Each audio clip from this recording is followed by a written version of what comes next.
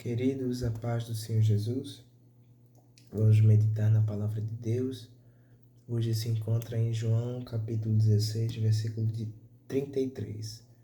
Diz assim: Tenho-vos dito isso, para que em mim tenhais paz. No mundo tereis aflições, mas tende bom ânimo, eu venci o mundo. Amém? Meus irmãos, aqui Jesus Cristo está dando instruções aos seus discípulos. A partir do versículo 13, já é o início de todas essas instruções que se estendem até o capítulo 17 do Evangelho segundo escreveu João. Percebamos aí nos Evangelhos que sempre a entrada triunfal em Jerusalém precede os eventos pré-crucificação.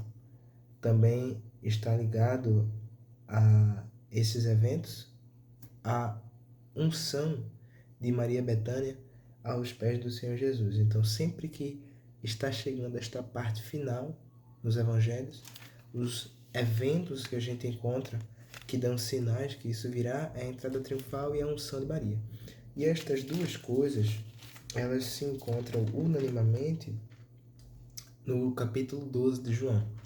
Ou seja, do capítulo 13 ao capítulo 17, é um espaço que o evangelista abriu para registrar palavras exclusivas do Senhor Jesus aqui neste evangelho, que eram instruções antes que ele fosse crucificado. Por isso que ele sempre está dizendo que vou para o Pai, vou enviar o Consolador, vocês vão ficar aqui, eu vou me embora, mas eu vou voltar. Tudo isso em João 13, 14, 15, 16, 17, Jesus vai deixar muito claro. Lá no capítulo 16, ele vai continuar nessa temática e todo o assunto dele vai ser a respeito do Consolador, que é o Espírito da Verdade, mas também sobre a dualidade de um servo de Cristo. Quais são essas? As características que cercam essa dualidade. O servir a Cristo de maneira plena e o servir a Cristo de maneira plena atraindo a perseguição. Por quê? Porque sempre que a gente segue a Cristo, sempre que a gente encontra o Senhor na nossa vida, automaticamente a gente vai ter uma perseguição. A gente vai ter uma luta, uma aflição que é totalmente relacionada ao serviço a Cristo. As pessoas naturalmente vão ter dificuldades em sua vida, mas seguir a Cristo traz uma dificuldade extra, porque o simples gesto de se doar a sua vida para a obra do Senhor, para o Senhor, já incomoda muitas pessoas, como por exemplo no versículo 20. Na verdade, vós chorastes, vós lamentastes, e o mundo se alegrará, e vós estareis tristes, mas a vossa tristeza se converterá em alegria. Quando a gente tem todo esse fardo, esse jugo pesando nas nossas costas, que na verdade são do Senhor Jesus, mas que ainda assim são leves e suaves, o mundo ele tem uma alegria, porque para o pecador, ver aquele que abomina o pecado sofrer por esta abominação ao pecado é uma boa coisa que se faça. Por quê? Porque Asaf, quando estava triste, lá no Salmo 73, ele reclamou com o Senhor, dizendo: Poxa, eu venho de bicicleta para o culto e o homem pecador vai de Ferrari. Só que aí o Senhor ele vai mostrar para ele no círculo de oração, lá em Israel, a verdade. Que é qual? Asaf ele tinha alegria no culto e ia de bicicleta, mas essa alegria, versículo 20 diz: a vossa tristeza se converterá em alegria. Quando for alegria, o versículo 22 revela que ninguém vos tirará. Ou seja, a alegria de quem vai com a bicicleta e volta com a bicicleta, ninguém vai tirar. Ainda que o outro tenha alegria, esta alegria é perecível. Lá nas partes finais do Salmo 73, quando ele vai para o ciclo de oração, a gente encontra essa explicação com mais detalhes. Ou seja, sempre a gente na nossa jornada cristã, a gente vai se deparar com estas dificuldades que são inerentes à caminhada. Por isso que Jesus não vai parar de dar instruções a respeito daquilo que eles haviam de padecer. O que é que Jesus diz? Vocês vão ser perseguidos por amor ao meu nome. Simplesmente por seguir a Cristo, por servir o nome do Senhor, nós vamos ter lutas. Estas estão inclusas no versículo 33. No mundo, nós teremos aflições. Evidentemente que este mundo trata do globo, de simplesmente o conjunto interpessoal humano. Aqui na sociedade nós vamos ter aflições, mas não tem somente esse sentido, porque ali o mundo também fala de sistema. Ou seja, no mundo humano, nós vamos estar aflitos com alguma coisa. Mas a partir do momento que nós combatemos o mundo sistema, Babilônia, Sodoma e Gomorra, tudo aquilo que vai contra Deus, nós vamos ter aflições ainda maiores.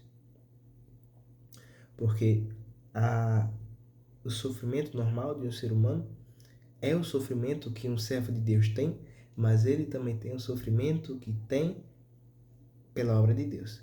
Ou seja, a pessoa sofre por ser um ser humano e sofre por servir a Deus. Mas a nossa alegria ninguém vos tirará. Aqui nós caminhamos como pessoas que têm sim o seu propósito, mas que às vezes se desencontram por aflições do mundo, mas é simplesmente porque nós não nos firmamos na pura verdade de que Jesus diz que tenho-vos dito isso, todas estas precauções, todas essas prévias instruções, para que em mim tenhais paz. Como é que a gente vai se blindar das aflições do mundo? Tendo a paz que Jesus Cristo dá. Lá no capítulo 4 de Filipenses, Paulo vai falar da paz que excede todo o entendimento. De que maneira ele diz isso? Vejamos lá em Filipenses 4, versículo 7. Que diz: e a paz de Deus, que excede todo entendimento, guardará os vossos corações e os vossos sentimentos em Cristo Jesus. Por que é importante que a gente guarde os sentimentos em Cristo Jesus através da paz de Deus? Porque os nossos sentimentos, muitas vezes, é aquilo que nos tenta. Tiago diz que a tentação ela provém do nosso próprio mau desejo, e o desejo sendo consumado gera o pecado, e o pecado sendo consumado gera a morte. Ou seja, da luz, na verdade, é o pecado, e o pecado consumado gera a morte. Ou seja, o nosso próprio mau desejo, a nossa própria motivação. Paulo diz: o bem que eu quero eu não faço, mas o mal que eu não quero, esse eu faço, que é motivado pelo sentimento. É aquela coisa que a gente substitui o Senhor para sentir algo, em vez de priorizar aquela paz que no momento não é tão palpável, por isso que nós a trocamos, mas que ainda assim ninguém vos tirará, porque é uma alegria eterna. Então, a gente sempre tem essa dificuldade de assimilar essa coisa, mas como é que a gente vai ter essa paz de Deus que excede todo entendimento para que nós guardemos o nosso coração e os nossos sentimentos em Cristo Jesus? Através da palavra de Deus. No Salmo 119, o salmista ele vai louvar tremendamente a palavra do Senhor. Por que que isso não é incorreto? Porque Deus é Jesus e Jesus é a palavra. Jesus é Deus, Jesus é a palavra. João vai dizer que o verbo, no princípio era o verbo era Deus, o verbo estava com Deus, e o verbo ali, quando ele remete a no princípio, ele faz uma clara referência a Gênesis 1, que no princípio criou verbo, ação, o Filho está aí, Deus, os céus e a terra. E o Espírito de Deus parava sobre a face das águas. O Pai estava criando, o Filho foi a matéria-prima e o Espírito estava também neste conjunto. A gente encontra a Trindade nesta semelhança. Lá no Salmo 119, a gente sempre vai encontrar o salmista até se queixando das suas aflições. Como, por exemplo, lá no versículo 28. A minha alma consome-se de tristeza. Mas a segunda parte diz: fortalece-me segundo a tua palavra. A gente muitas vezes vai e constantemente sente essa tristeza da alma, porque ser um servo do Senhor não é fácil. E há muitas dificuldades que nos cercam.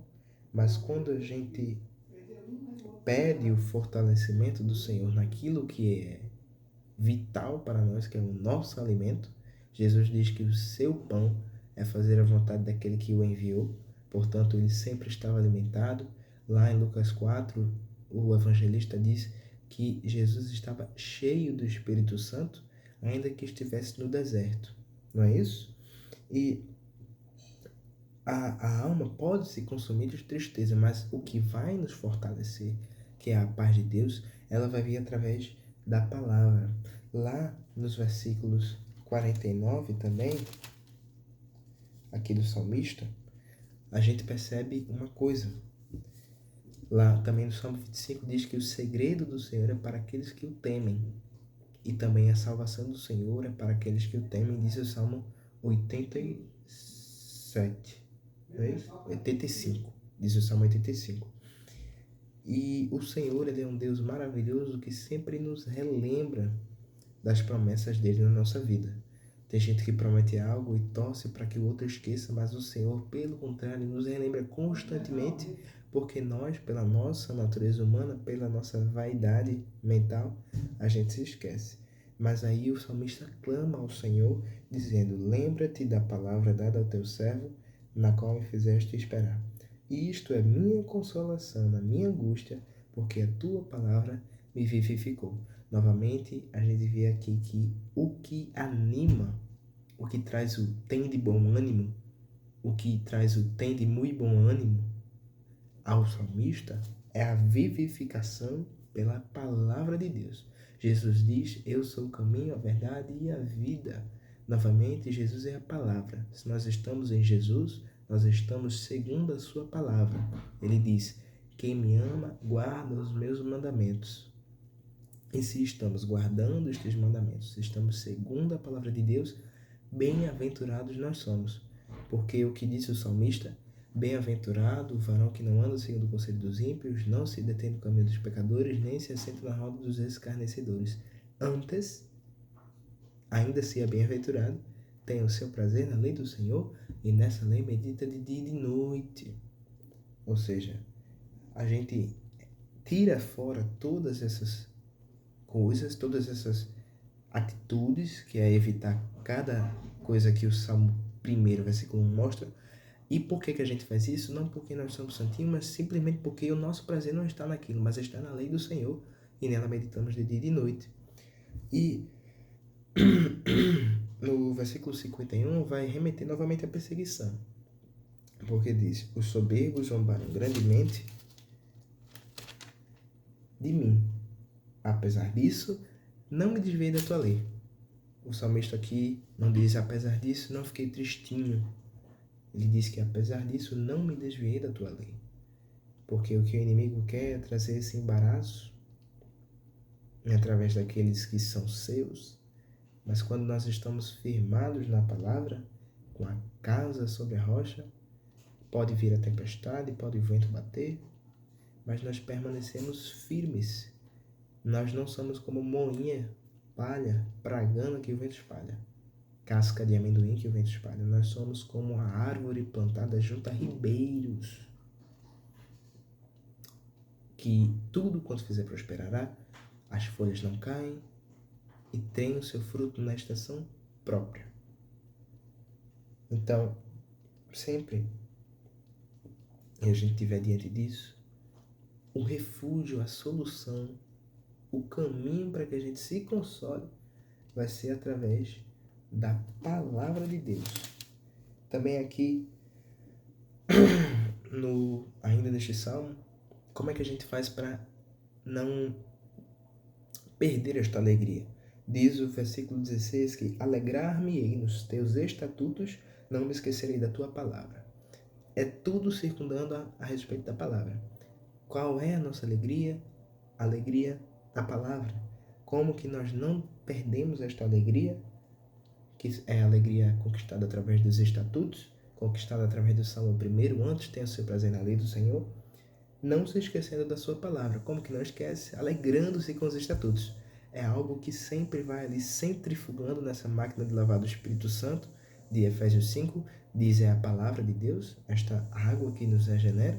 E aí a gente sempre vai neste ciclo, quando a gente está tristinho, porque te abates dentro de mim a minha alma, a gente vai lá na palavra, lembra da promessa do Senhor e fica consolado para continuar marchando.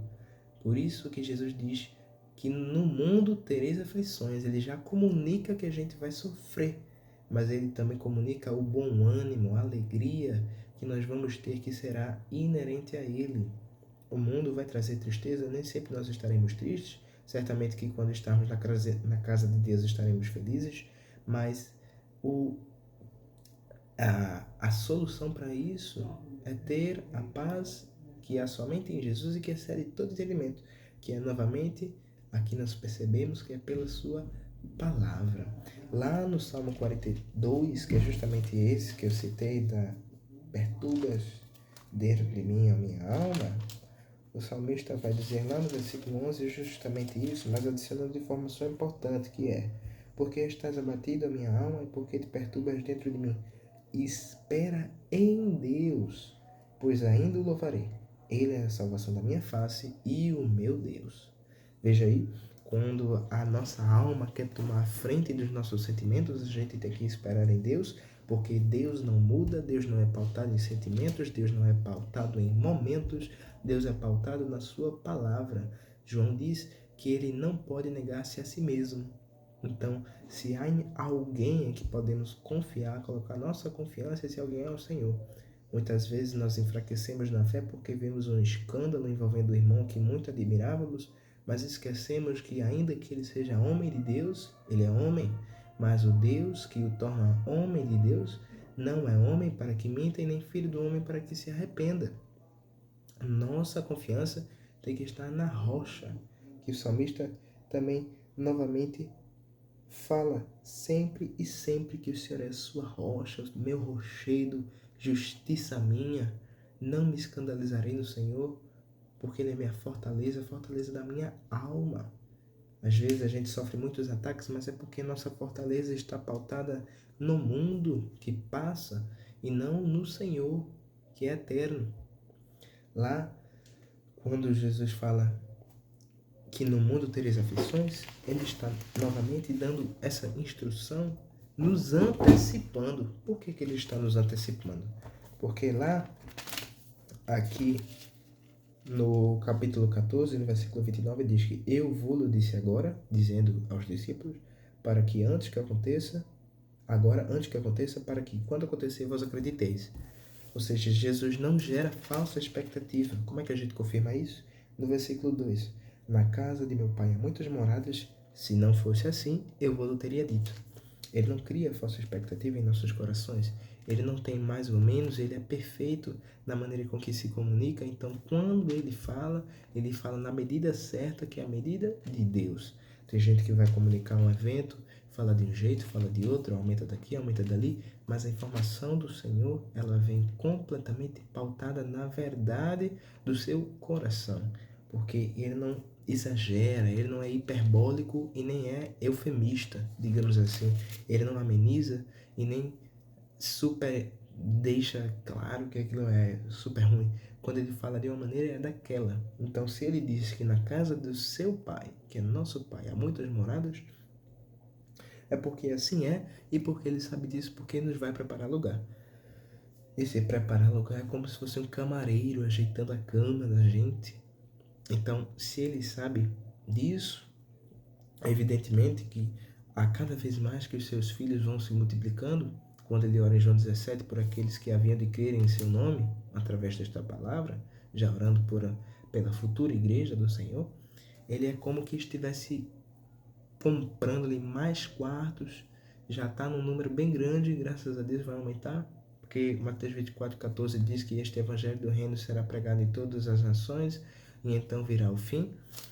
E Jesus está lá fazendo os quartos, há muitas moradas, vai ter espaço para todo mundo, na mesa da ceia, no quarto especial, em todo lugar que o Senhor quiser nos colocar.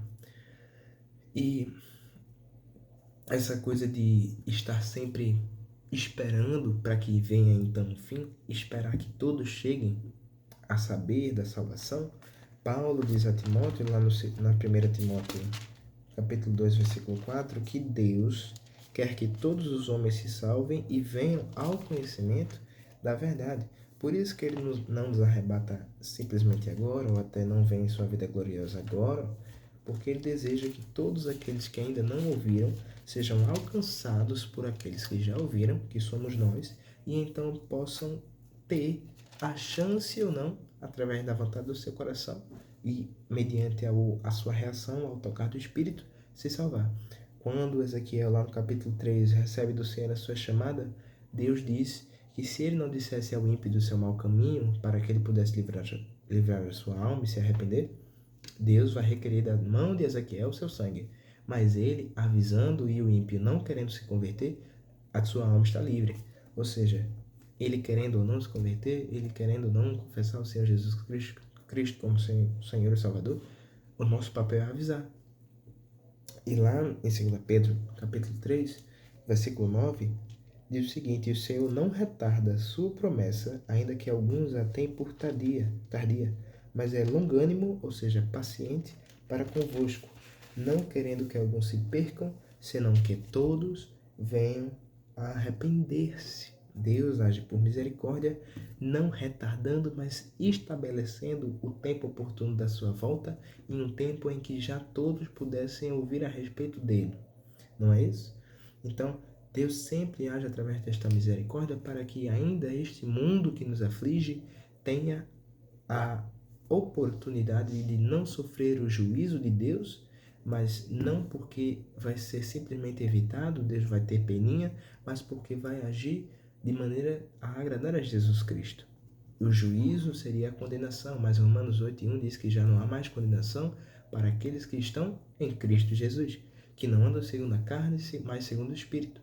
Quando este homem pecador conhecer o Senhor, enviar o Espírito Consolador, o Espírito da verdade, convencê-lo do pecado, da justiça e do juízo de Deus, e ele trazer ali o modo de vida cristão verdadeiramente, ele vai ter esta oportunidade de salvação.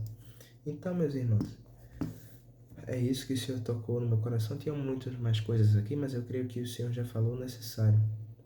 Mas é importante salientar que os discursos do Senhor aqui neste capítulo foram coisas riquíssimas, coisas que sempre nos redirecionam a viver segundo a sua palavra, porque às vezes a gente tá tão na correria, né, do culto e coisas eclesiásticas, coisas ali da igreja, ensaio para lá e coisa e tal, e às vezes a gente não para dar aquele refrigério para nossa alma através do Consolador, né? E como que é isso? O salmista no Salmo 119 deixa muito bem claro: fortalece-me segundo a tua palavra. E aí quando a gente vai negligenciando isso, a gente deixa a nossa alma ficar passando fome. Jesus diz: o meu alimento é fazer a vontade daquele que me enviou. Quando a gente deixa de fazer a vontade daquele que nos chama, a gente vai deixando a nossa alma se entristecer e não dar um remédio. E aí a hora de dar o remédio já vai estar necrosado e vai ter que amputar. Mas o nosso objetivo é remediar aquilo antes que seja tarde. Porque é evidente que Jesus nos tira de qualquer pecado, de qualquer estágio pecaminoso, mas quanto mais dentro da lama, mais difícil ele, por sua vontade, consegue fazer qualquer coisa, mas mais difícil para um homem aceitar a sua mão erguendo ele do lamaçal. Pedro também diz na sua segunda carta que o homem que rejeita essas palavras é como um cachorro que volta ao seu próprio vômito, que come o seu próprio vômito, como se quando nós até estivéssemos segurando o braço do Senhor e não parássemos, porque o nosso braço vai doer se ficarmos pendurados por Ele, com Ele nos segurando, mas o que nos mantém não é a nossa força, mas é a força dele. E quando nós pautamos aquele segurar firme ali no Senhor, na nossa força, a gente vai cair. E aí quando a gente resolve cair, através de quê? De não fortalecer-se segundo a palavra, não fazer jejum, não orar, não ler a palavra, não se alimentar de Cristo, a gente volta ao nosso próprio vômito e aí vai ser como porco ali naquela lama, porque Jesus Cristo diz: vos dou a minha paz, não a dou como o mundo a dá. Ou seja, o mundo traz até paz, mas essa paz não é a paz de Cristo, não é a paz que vos dou a minha paz, não é esta paz. Por quê? Porque a paz do mundo ela existe, mas não é a paz eterna, perene, firme do Senhor Jesus Cristo. Por que que existe? Por que que as pessoas são atraídas pelo mundo? Satanás, quando foi tentar Jesus, disse que os reinos que ele lhe prometeu tinham glória. Mostrou-lhes a sua glória e o seu resplendor. A sua glória e o seu resplendor. Mas aqueles ainda que tivessem glória, eles todos pereceram. Mas Jesus Cristo diz a Pilatos que o meu reino não é deste mundo. Então, quando a gente põe a nossa salvação no reino celestial, arrependei-vos, porque já é-vos chegado o reino dos céus. Quando a gente crê neste reino dos céus e opta por focar neste reino dos céus, em vez daquele reino do mundo que tem até glória e resplendor, a gente encontra a verdadeira paz, encontra a verdadeira alegria, que é justamente no eterno, na eternidade, naquilo que não passa. João diz, não ameis o mundo que nos traz aflições, e nem o que no mundo há, porque se alguém ama o mundo, o amor do Pai não está nele. Porque tudo que há no mundo, o desejo da carne, o desejo dos olhos, a soberba da vida, não procede do Pai, mas do mundo. E o mundo passa, e o seu desejo também, mas aquele que faz a vontade de Deus permanece para sempre. Quando nós fazemos a vontade de Deus, não há nada que dela nos tire, porque Paulo diz que nem a morte, nem a vida, nem potestade, nem profundidade, nem altura poderão nos separar do amor de Cristo, pois ele nos comprou com o seu sangue, nos deu eterna alegria através da cruz, e até hoje, pelo seu Espírito Santo, o Consolador, nos consola. Que Deus abençoe e traga paz e consolo aos nossos corações em meio a tanta luta.